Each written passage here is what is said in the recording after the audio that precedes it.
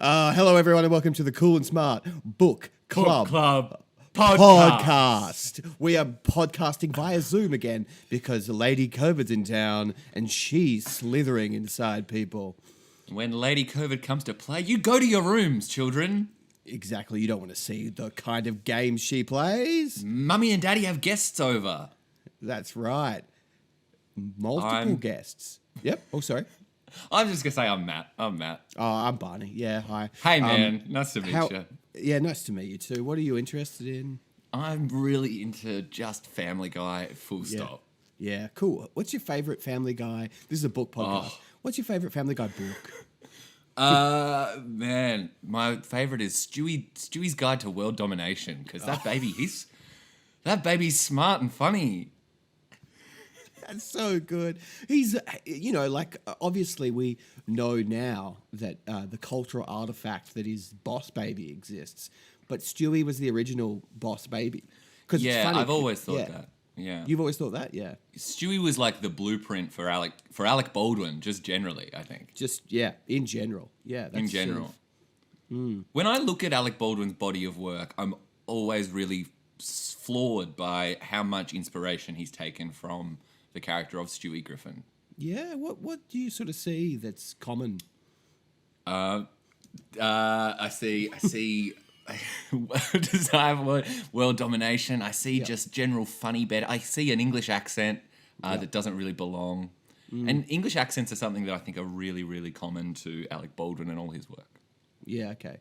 That's that's great. That's really great. Thanks. Great. Yeah. If people haven't already turned off, let's continue on with Matt. I've just got a question for you. Oh, sure. What's a book? What is a book? Oh my God, let me try and remember. Let me just go back to third grade and think about it. Yeah. A book is a freaking boring thing that a teacher assigns you that you have to read and learn every word from so that you can answer all the questions in a quiz. Yeah. And if you don't answer all the quiz questions right, you'll never get to go to university, and then you're not going to be able to pay rent. Exactly. That's what a book is. Exactly. Yeah. Yep. That's exactly what a book is. Well, great answer. Do you mind if I ask you a follow-up question? Oh, absolutely. Yeah. Barney, what's a book? Well, Matt, let me tell you. I'll just go back to. No, I'm going to go forward in time to. Wow. But yeah. Okay. Bold. Okay.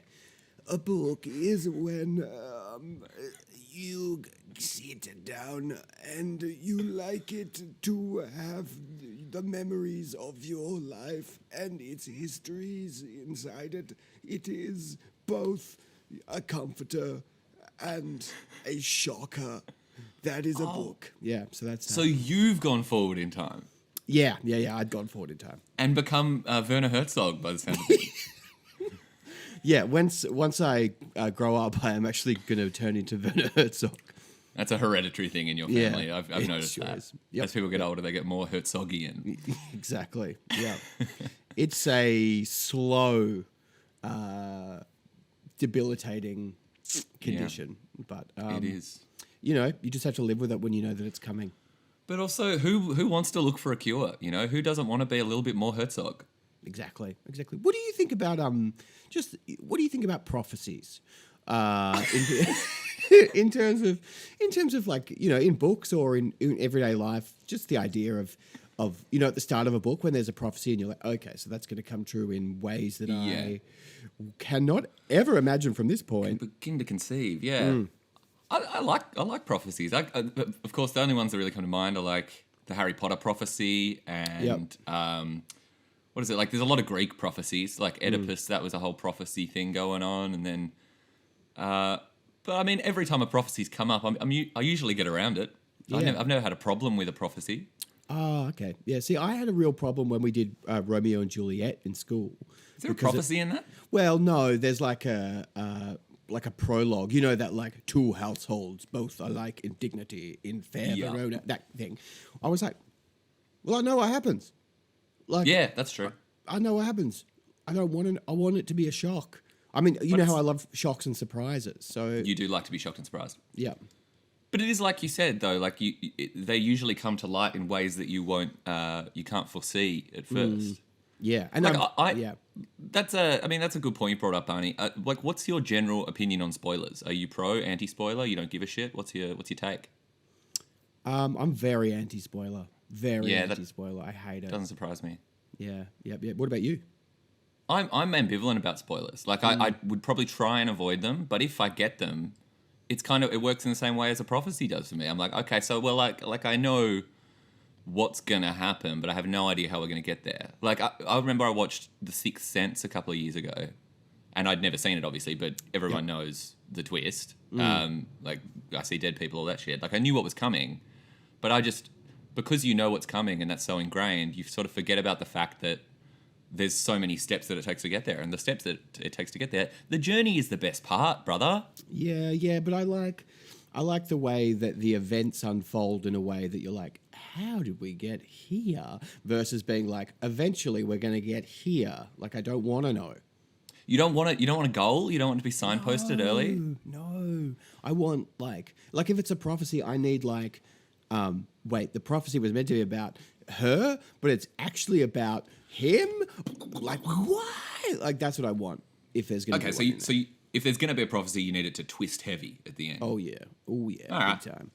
I can respect that. So, okay, what about like a Greek tragedy sort of thing, like the Oedipus one, where it's like the dad, I think, finds out that his son will. I mean, he just hears the Oedipus thing, right? Yeah, he's going to kill him and marry his mum. I feel like that one's worded in such a way that you don't really know how it's going to play out until it plays out, and that's like the tragedy, right?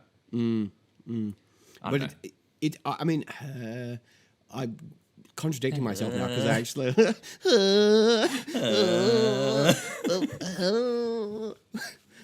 because I like that. I actually like that. Yeah. Hey man, here's the thing about having a good discussion with a friend is your opinion can change throughout. Yeah. That's what I love. That's what I love about the human nature. Oh wow. Yeah, exactly. You can adjust, you can move, you can resist, but also integrate. That's the great thing about the human condition. God, one of my top 5 favorite things about the human condition. Great. Yeah. That's awesome. I'm so pleased about that.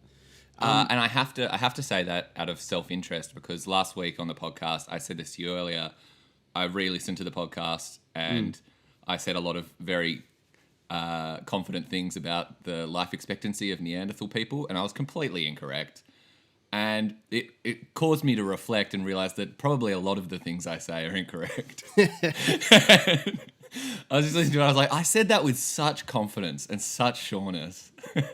I'm glad you're coming around. That's, it's just the unearned confidence of a white man. It's good. My man, I bullshit a lot. Oh, that's so. Like, if you were in a conversation where someone was like, "Have you read X book?"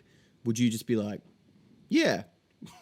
No, I would never. I wouldn't lie about that sort of stuff. But I think it's just like a topic. I think it's more of a like if a topic comes up that I'm pretty sure neither of us has complete information on, I'll just assume the position of being like, I think I know better. Okay. Yeah. Out of the 3 of us who have no idea about what we're talking about, I'm just going to assume that what I say is correct. Yeah.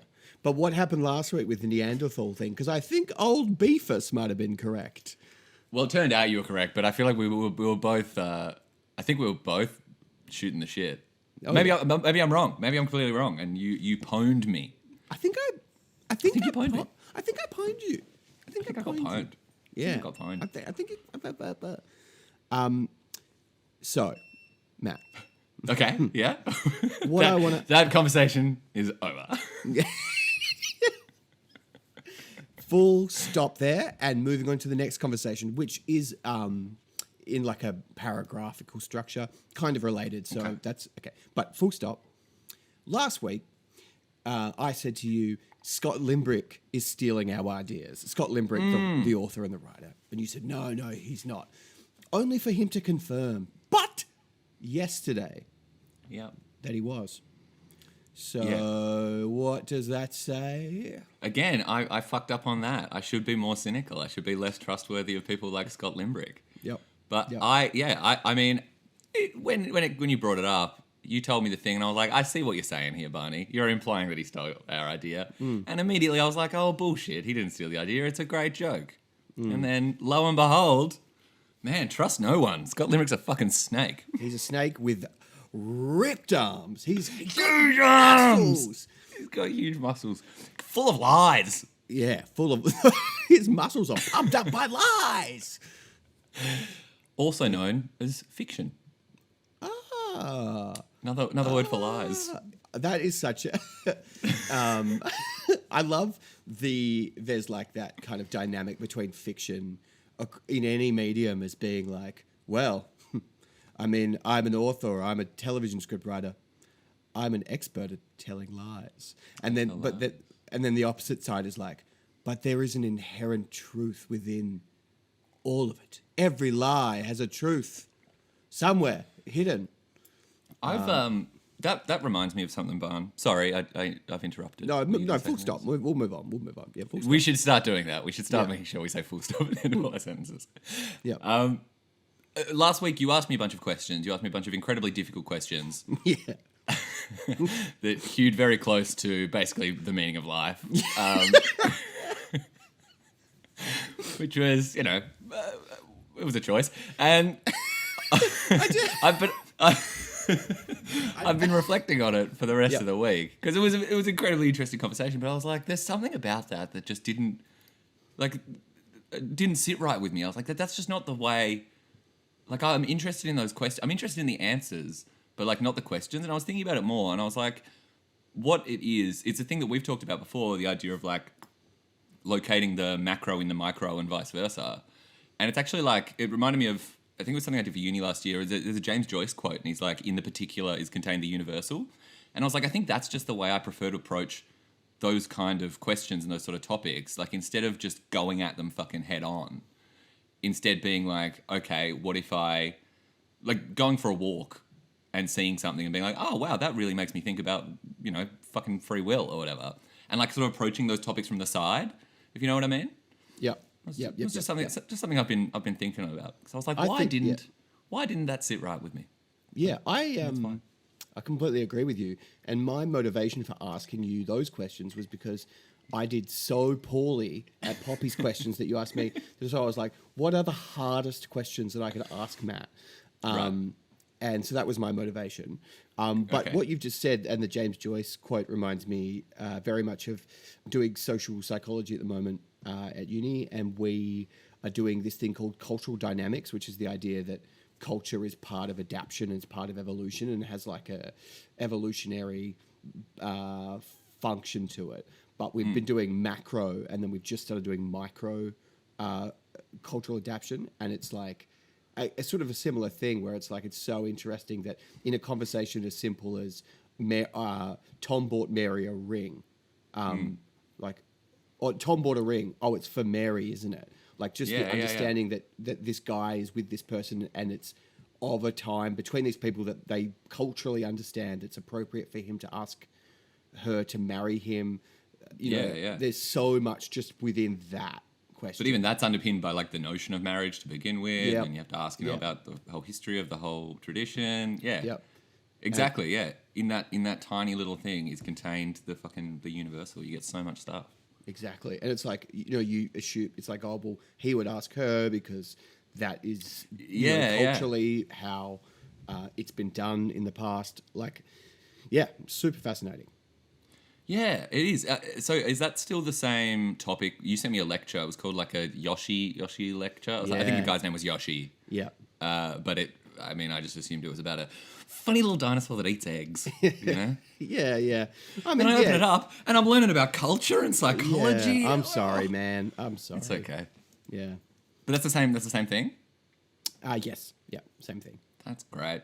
Because I didn't end up watching the whole thing, but it seemed like there was almost it was about the resistance of psychology to integrate culture into its remit. Like, it feels like it doesn't belong, or some people feel like it does belong. Presumably some people think it's, you can't have one without the other. They're intertwined. Psychology probably in some respect is culture. Yeah. And culture is psychological. Exactly. So, yeah. Wow. Wow. Wow. I wish I had a third thing to bring up to again be like, I was right, but I don't. I just wanted to put that out there. Oh, there's been a lot of times you've been right and I've been wrong, dude. It's all good. But I mean, vice versa, right? But I brush them under the rug and pretend they never happened. Yeah. I avoid thinking about them at all costs. You still I eat them. wrap my fragile eagle in my fragile eagle. Inside every person is a fragile eagle. We didn't get a chance to talk about it last night. What do you? You responded to it, but I sent Barney a message last night. I was asking, what do you think about referring to making love or having sex as unwrapping the tender gift? I love it. I think Great. That's great. The tender gift, unwrapping the tender gift. Yeah, I want to unwrap the tender gift with you, and I want to expose our fragile eagles to one another. Yeah, I'm into it big time. Cool. I'm working on a book of poetry, so that's great. Oh, right. Yeah. Was that one? Yeah. I want to unwrap the tender gift with you and expose our fragile eagles to one another. And that's it. It's 2 lines. Yeah. Oh, and it's sort of like off center on the page, and maybe there's like a doodle of like a flower. And actually the last, it's not 2 lines. Sorry, I lied. It's 1 full line. And then the next line is actually just one or 2 words on each line, and it forms kind of a squiggle. Yeah, it's like concrete poetry. I'm playing with shapes on the page. That's so amazing. And it all forms the shape of a freaking weed leaf, bro. The whole book, like if you fold it out. Yeah. That's amazing. Thank That's you. amazing. Thank you. Yeah, I would buy it. Thanks. That's great. Put me down for one. I will. It's called Family Guy and Other Poems. Is the Family Guy theme song one of the poems in the book? Yeah, but so it's like if you bought like a book of, I don't know, maybe you bought a copy of like the Odyssey or something, and on one side it'll have the original Latin and on the other side it has English. And my poem is the same, but on one side it's the original lyrics to the Family Guy theme song, and on the other side it's my take on those lyrics. Oh, wait. So on one side where the Family Guy lyrics are, on the other page is like the poem you've just said. Let us. Oh no, different poem. Different poem. Okay. So the Fragile Eagle poem that's I think number 14 or something in the collection. Yeah. Mm-hmm. It opens with the Family Guy poem. Yeah. Okay. First thing you read when you open it up is, it seems today that all you see is violence in movies and sex on TV. And then on the other side of the page, it's my take on that. So right. I mix it up a little bit on the other side. Yeah, cool. Oh, wow. What a fantastic critical and cultural... I'm trying to say artifact a lot. Artifact. Yeah. It is an artifact. I really approached the work thinking of it as an artifact first and a piece of writing second, you know? Yeah. You know, actually that... Oh, no, go. Sorry, you go. No, I'm fine. Full stop. Sure?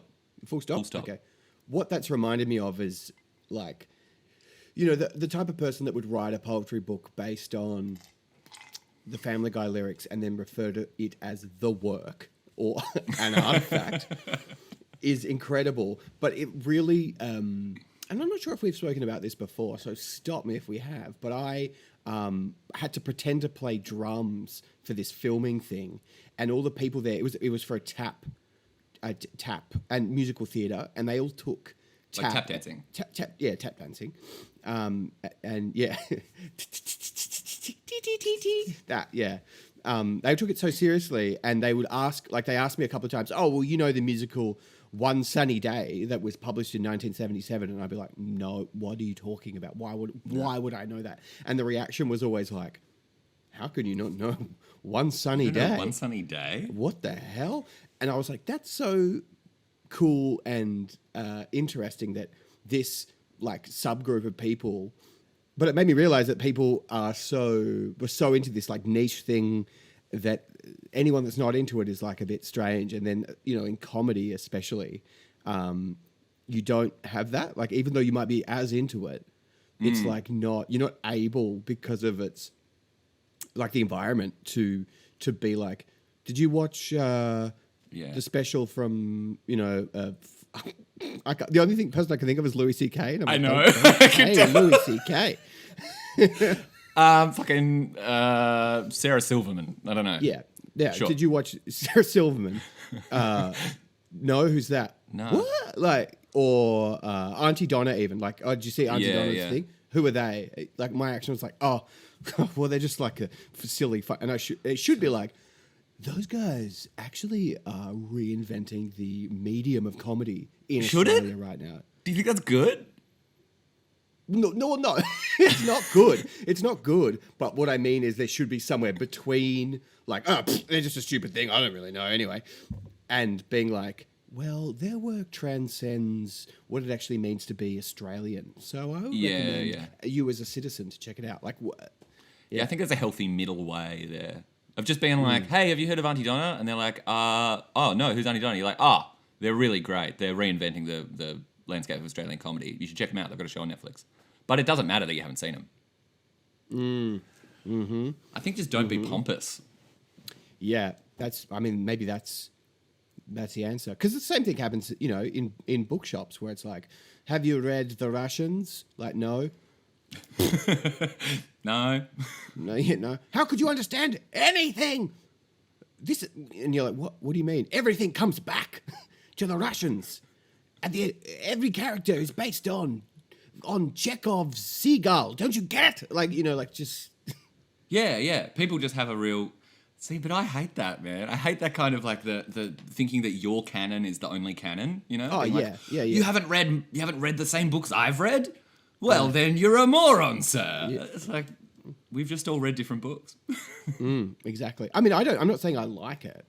Yeah, you are, dude. Actually, you are. So maybe just own it. I'm not saying that I like it. I'm saying that you're saying I want everyone to read the same books as me, and I should be able to decide who reads what books and who watches what comedy and how many musicals everyone knows.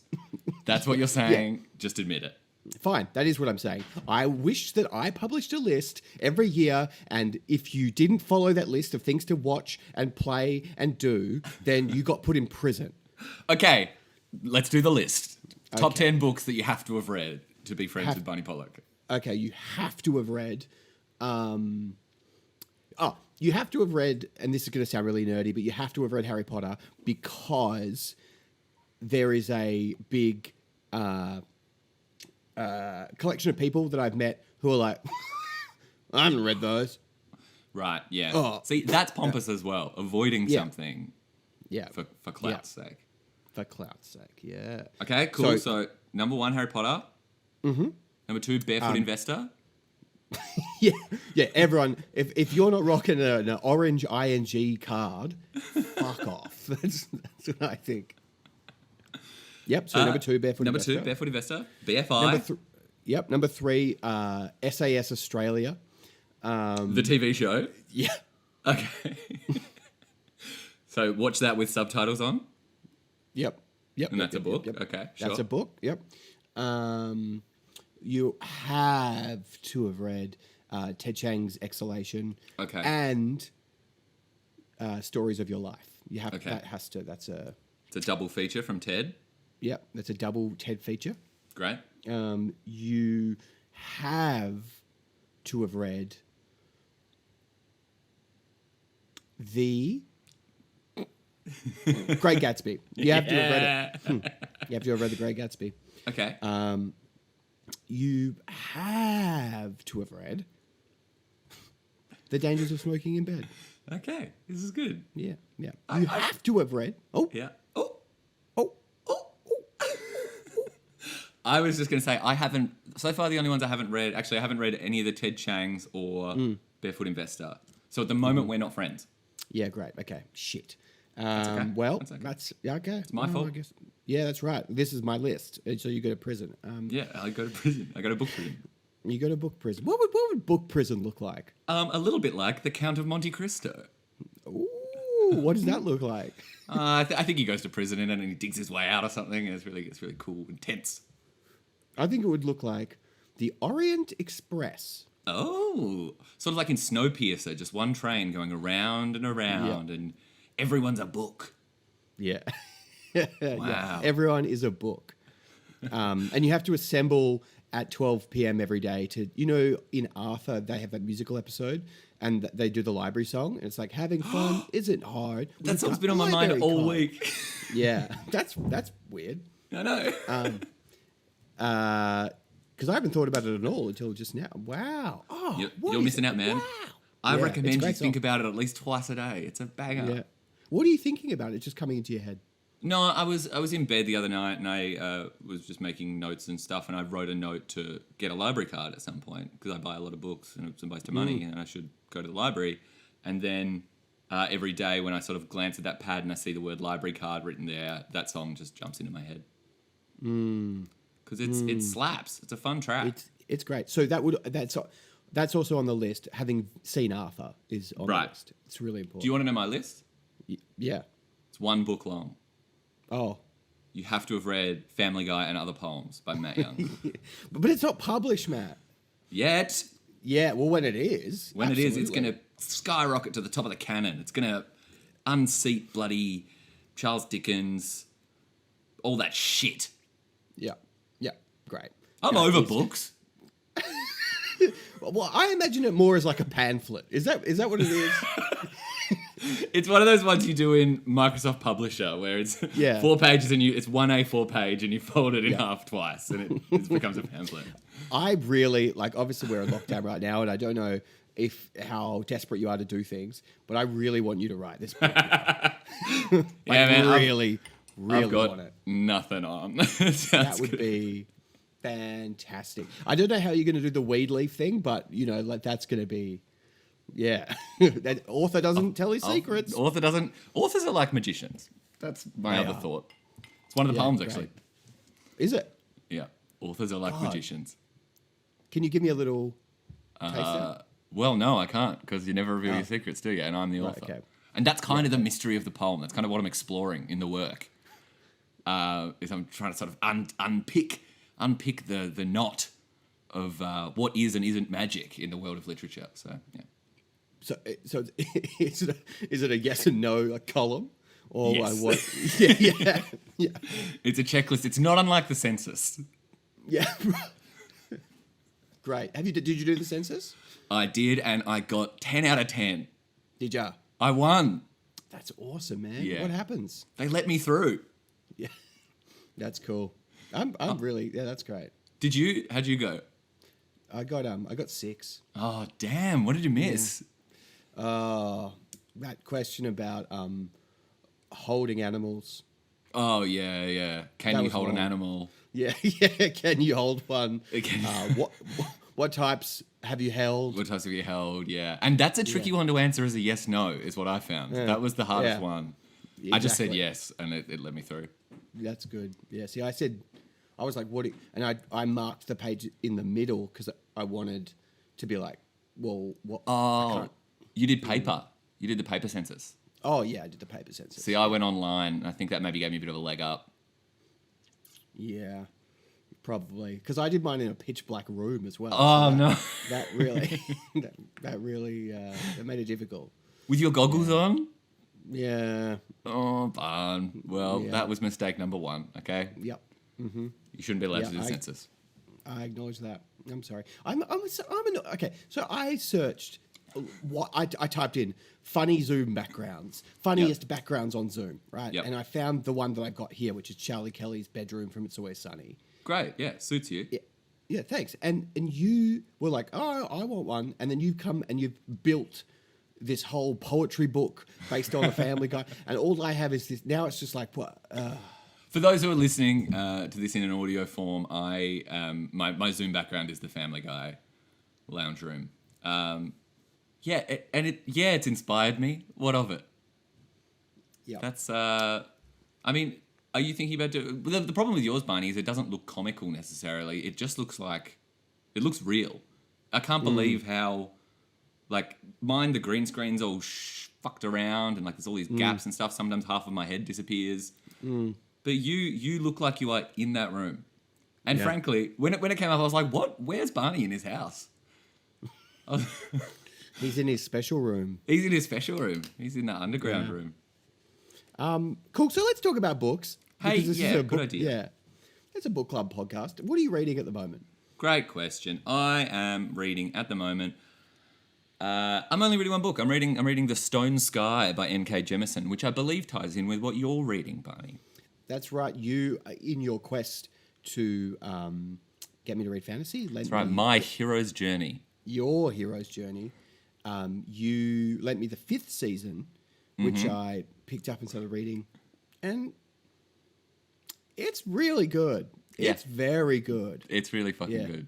It's cool. Confusingly, the 5th season is the first book.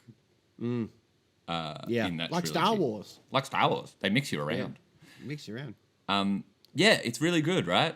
It's cool following on from that conversation we had a couple of weeks ago where we were talking about prose versus story. And I feel like that's a real example of a book that really plays with prose. Like the prose is fascinating in it. The way it plays with all the different, what do you call them, points of view and that sort of stuff. Like there's, I don't know how far you're in, but I'm pretty, and I read it a couple of years ago, but it's like, there's some chapters are in second person, some are in kind of third or first. I'm not sure, but it's a delight. Yeah, it's exactly what you said. It's like that mix between prose and story that I have wanted out of a fantasy book. And the way it starts as well, it doesn't start in that like a young boy, an orphan, or like a young boy loved his parents very much, and then they exploded. You know, like it just starts. You're like, whoa, what's going on? Whoa, hey, This is sick. Hey, does it start with the guy like basically ending the world? Yes. Yeah. Oh, what a way to kick things off. I know, but that's what got me thinking about prophecies, because I was like, oh, well, the world ends? What's going to happen now? Yeah, where's everyone going to live? Mars? Like, so... You can't have a story if there's no planet. Exactly. Well, everyone's just floating around? I'm putting this down. This is... Actually, when I was preparing this podcast, I saw one of the questions... I was looking up book questions, and one of them was, for fiction books, you could ask these questions, and one of the questions was, how realistic was it? I was like, that seems like a really fucking stupid question. Hey, how realistic are you finding the 5th season, Barney? Yeah, not that realistic, to be honest with you, because it's like, if you want realism, read the fucking bus timetable. Like, what I don't know. It seems like a lot of it's made up. It feels like the authors really... the authors really made quite a lot of this up. Yeah. I'm not sure where they're drawing this from. It really seems like they have just pulled it from, nowhere. Who knows? Down the back of their DAX and slapped it on the page. And yeah, I just don't believe that this could have happened. No, putting it down. Don't believe this for a second. Refund, please. Refund, please. First, there's no planet. Next, it's... Next, there's magic and stuff. Bullshit. Where are you up to? What's happened? I'm not very far in at all. There's been a big split, and the things are eventually the country's going to split in half. The woman is crying with her dead son. The other son is... Yeah. That's yet to be resolved. Sure. That's yet to be resolved, even in the 3rd book, just so you know. She's still there. No. It's a trilogy about a woman sitting in the dirt. crying over her dead son. We laugh when we say that, but if someone with the appropriate level of skill would be able to turn that into a beautiful Booker Prize award-winning book. Oh, yeah, absolutely. And it's all about the internal landscape of this woman. I think that's... I've never read this book, and I barely know anything about it, but allow me to speak as if I know what I'm talking about. Sure, go for it. Yeah. There's a book called Lincoln in the Bardo, and I think that's almost a similar thing. It's literally Abraham Lincoln sort of existing in a plane between life and death, mourning the death of his son, I think. So there you go. They've beaten us to it. They've beaten us to it. Those bastards at the Booker. The bastards at the Book Factory. Yeah, the Book Factory beat us to our award-winning book. I actually had a dream last night that I was in a big regal room and someone's brother had died. I don't know who this person was, but it was based, because I just read that, so I assume it was based off the book. Sure. And everyone was like being very respectful and very calm, and it was very sort of like a holy setting. And in the dream, all I could think about was, I was like, if we don't get this body out of here soon, it's going to stink. He's already started decaying. He's already started. Let's get him out. We'll pooey soon. Oh, yuck! He's pissed and shit himself. It's Gross. Fair enough, though. You're being practical. You're not all tied up in all this emotional bullshit that's attached to people dying in front of you. No. I just want to get them out so that my house don't get stinky. Sorry, why is there a dead body in my house? Ooh, pooey. Gross. Yeah. Oh God. Actually, Good is dream. there a rat? Is there a dead rat? Oh, is that your son? Something's... You just keep walking around and like being like, oh, is someone left the bin open or something? It's quite oh, no, it's your son. Sorry, my bad. When are they going to get the bloody idea? Oh, come on. I'm trying to be polite. I'm saying other things are smelly. What about, they've done the internal landscape of Lincoln. Mm-hmm. What if we do the internal landscape of the guy who's like, poo-wee, the body stinks. And so it's just about his desires. I would love to go on a journey through that man's mind. A very stylized, Charlie Kaufman-esque. Yeah. Just really unpacking what that guy looks like. Poo-wee. Does anyone want maybe coffees before we go? Oh, maybe a mint. Oh, does anyone want a breath mint? Someone's breath smells. Yeah. Oh, there's something very smelly in here. I don't know what it is, but oh. Yeah. Something is rotten in the state of Denmark. Oh, maybe we could. Maybe we should move this body. Does anyone? No, just an idea. Just throwing an idea. Yeah. Oh, I'm going to make some cookies. They smell nice. Yeah. Oh yeah. I like this character. I think that's a. What's his name, Barn? Or her name? Their name is Barney Pollock. No. Their name is Sam.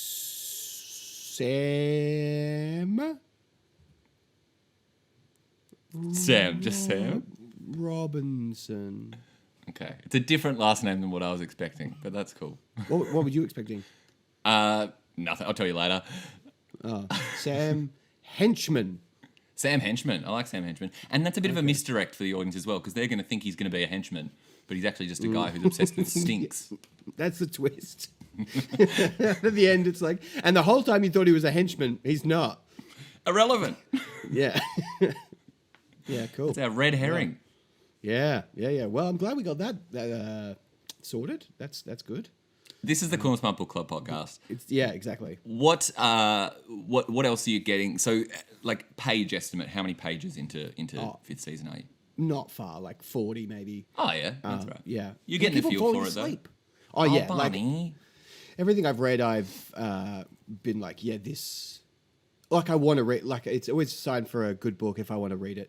Like I would read it right now. Yeah. I'm the same with the like. I hadn't really read anything for the past week just because lockdown funk and that sort of stuff. But then I started reading Stone Sky, and it was the exact same thing. Straight away, I was like, oh fuck yeah! Like all I want to do is read this book right now. Like it's so interesting and exciting, and it's one of those cool things where like it's only been maybe a month or two since I read the second book. But already, it's been enough time that I've kind of forgotten about all this stuff. But it makes you really appreciate the way... I really love the way authors of sequels remind you of everything that you need to be reminded of. I love looking at that sort of stuff because some books just sort of like drop you straight back in and just assume you know what they're talking about. Some books are really heavy-handed with it and sort of spell everything out for you.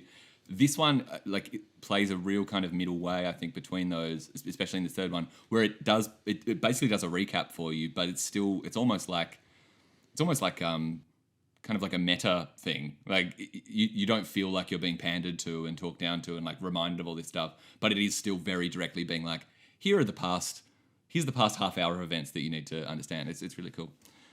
I love that shit. Great. Yeah. That is very cool. Yeah. Yeah. Books rule, man.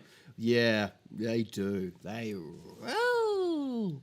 I loved yesterday our producer Bryce when we were talking. We were like, we haven't really read anything, or we haven't really done this, or lockdown funk. We're just not. And his response was like, well, I mean, the pros keep on going, don't they? Yeah, that was good. That Yeah, put us in our place. That was nice. It sure did. It sure did. Okay, I'm gonna fucking suck it up. I gotta read a goddamn book. Yeah, you got to write a book as well. Remember? I do. I have to write a book now, and maybe then they'll let me work at the booker. Yeah. Actually, you know what? Yeah, maybe they will, and then we can be inside the book factory, and we can know what's going to be the next winner. Oh yes, I'd love to work inside the book factory. Yeah, God. I'd love the smell of the leather, of the leather-bound leather? books. I'd only work in the leather section. Yeah. Yeah, right. Cool. Be like, you can only hire me, Mr. Booker. Sorry, Mr. Pulitzer, if you let me work in the leather section. Barney introduced me to a friend of his earlier named James Pulitzer. No, it's Tony Pulitzer. Tommy Pulitzer! I'm so sorry. Tony Pulitzer. He'll give you a prize. You better watch out. That's the whole thing. Yeah, Tony. So, I mean, we've got a lot out of date. It has been a real good brainstorming session. Have we talked about books? Barely. No. Has it really been a podcast? Barely. Barely. But we've got Tony Pulitzer. We've got the Family Guy Poems book. We've got, what was the character you just said? Stinky, Mr. Henchman? Mr. Henchman. Yeah. We got some good stuff. Yeah. Yeah, we did. And It's been productive. I hope we offered no. I mean, maybe we never offer this kind of like analytical or critical perspective on things. Maybe it's always just bullshit like this. But at least it's a bit of a different.